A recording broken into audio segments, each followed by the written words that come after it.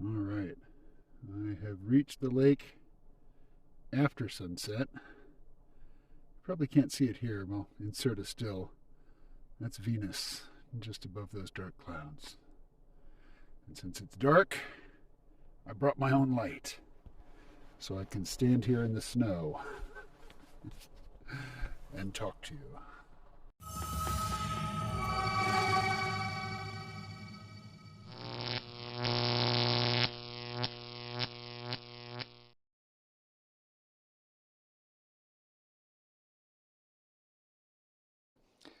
Hey everybody, I am going to share with you just a few comments about AI art, so-called.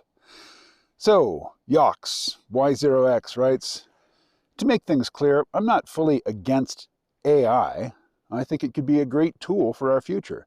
But when it comes to these AI-generated images, something has to change. The first thing, I think, that needs fixed is what people call it. They aren't AI-generated artworks. They are AI-generated images. There are no AI artists. There are only people typing in words as a prompt to form an image. That isn't art. I guess it could just be my opinion. I'm not too sure. But art isn't just the image created after the fact. Art is the idea that pops into your head, the thought process that leads to the final piece, the years of studying, practicing, perfecting, put into one's style. AI-generated images are not art. Anyway, that's my opinion. Feel free to think and reply how you wish. All right, well, let's get another comment. Here's one of those comments. It's kind of like a reductio ad absurdum. It's a yes and, but it actually takes it in the other direction. John writes, digital art is a shared delusion. Now, notice, John's not saying AI-generated art. He's saying digital art. Digital art is a shared delusion. You have to believe it's real for it to have value. AI is just exposing the delusion. No different to choosing an oil brush in Photoshop. It's pretty, but not a real oil brush. So you think that because you've learned to draw, you have mastered some skill. You've mastered your hand-eye coordination and your ability to visualize objects in space and that sort of thing. You think that makes you an artist? You think you're doing something real? But you're using a stylus, you're using an iPad, you're using a Cintiq or a Huion or one of the other Chinese Cintiq knockoffs. You're not an artist because you're not making anything real.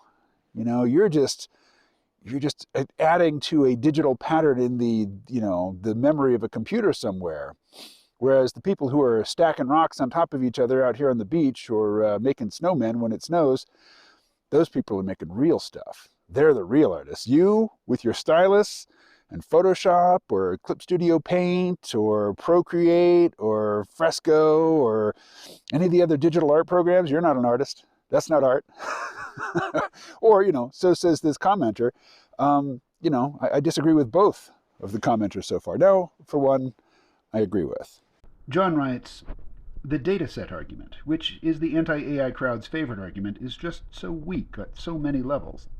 Even if they were able to get what they want, where I assume you would need a license to teach a computer with data you scraped unethically, ironically the scraping would still be okay, apparently, because if you download 100 photos from Pinterest, you are allowed to learn from them. But you would be forbidden to feed that information to the computer, apparently. Anyway, it wouldn't work. Disney and other companies would just use all their own decades-old catalog, which they own all the rights to train their own internal models. Most artists simply do not own the copyright of the art they created. Hell, even Midjourney and OpenAI/DALL-E 2 could hire 0.1% of the best artists on the market, give those 0.1% a bunch of money, and then use their work to train the dataset. And all the other 99.9% of artists would still be screwed. If anti-AI artists got their way, they would only be assuring that only multi-billion-dollar companies would be able to legally generate images. And the end result would still be the same. But people, instead of using Stable Diffusion on their local machine for free to create some art, would be giving money to some multi-billion-dollar company instead. The money still wouldn't go to the 99.9% of artists. So my major points are this. One, what's happening to artists in this little microcosm, this little corner of the digital, the advancing capabilities of artificial intelligence? It's just a small piece of a much bigger picture, and we're going to have to address the bigger picture systemically. Just a little separate piece for artists, to buy artists a little bit of time, to get their house in order before they too actually do have to, make an effort and learn about algorithmic art, algorithmically generated imagery, and how to incorporate it into their workflow if they are going to remain competitive. Now, people are complaining about how AI is going to put artists out of work. Y'all strike me as children, because here's the truth of the matter. Art it's an aspirational career goal. Lots of young people want to be artists because, one, they know how to draw. They like the fact that it makes them feel special. Two, they do think of themselves as being different from the vast majority of the herd. The herd is content to just get a job and do something non-creative and make money, go home, watch TV, and eat TV dinners or whatever. And they're not like that. They're different. They're a creative spirit. They're something other than just the hoi polloi. And so they want to be an artist. And you know what? People who pay money for art, they get an enormous discount because of that romanticism, because of the aspirational nature of a career in the arts. Most people who take the time to learn to draw and learn the other aspects of artistic technique, they never really establish successful careers for themselves because, one, generating the art is just a tiny piece of being an entrepreneur. A small business person, a sole proprietorship, an art-generating company of one. You have to have a lot of business skills. You have to have negotiation skills. You have to be able to ask to get paid. People who work W-2 jobs, they just go to work, and every couple of weeks they get a paycheck or they get a direct deposit. They don't have to submit an invoice. They don't have to make calls. They don't have to remind somebody of the work that they've done. Artists have to do that. Most people who dream of being artists, most people who embark on the lifelong journey of acquiring and honing their artistic skills, never make a living at it. AI didn't make that happen. Long before AI entered the scene, people who were producing animated cartoons realized, hey, we can pay people in Asian countries a heck of a lot less than we pay Americans to do this, fairly mechanical work of animating by hand.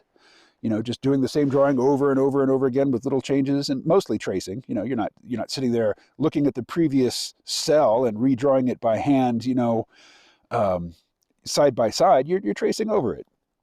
It's not particularly artistic. It's tedious. It takes a long time and it costs a lot of money. And if you can pay somebody less, because they live in a place where people make less and where things cost less, well, then that's what you're going to do.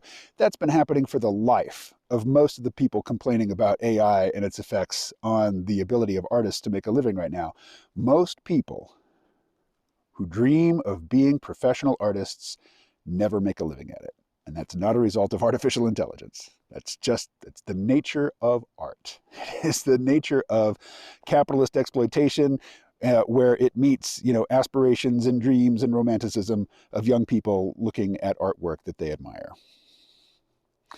So you're not going to preserve the ability of most people to make a living via their creativity by beefing up intellectual property laws or by banning certain types of algorithmic image generation. It's just not going to happen. And then finally, art. I've mentioned that I've used some of these cloud-based platforms to generate some, prompt-generated imagery. But I've never installed Stable Diffusion on my own machine. I've never tweaked the data set or trained it, in any particular way. I'm just really an end user. There are people who are creating, prompt generated algorithmic art that I admire, that I wish I knew how to make. And I don't, because I haven't put in the time that they have. They've gotten past some of the, the rough stumbling positions and gotten to the point where they can produce something that is, one, novel, two, not easily reproduced, and three, expressive. How is that not art? If you're using a stylus on a tablet, there are people who consider what you do not art, fake. You want to be special? You're special. Fine. You are special. You're a special person. Your ability to draw isn't what makes you special. And somebody who doesn't have that ability, who hasn't honed it, they're special in other ways, So just let that go. So let's start from a position of everybody deserves to earn a dignified living, if they choose to put in a moderate amount of effort into, anything that needs doing. And so, we don't have to worry about artists being thrown into the streets because of artificial intelligence if we have structured our society so that everybody is provisioned for. Not necessarily everybody's getting an equal share. That's unlikely. But everybody has enough to live a dignified existence. If we can get there, all the rest of this conversation is moot. All right, catch you later.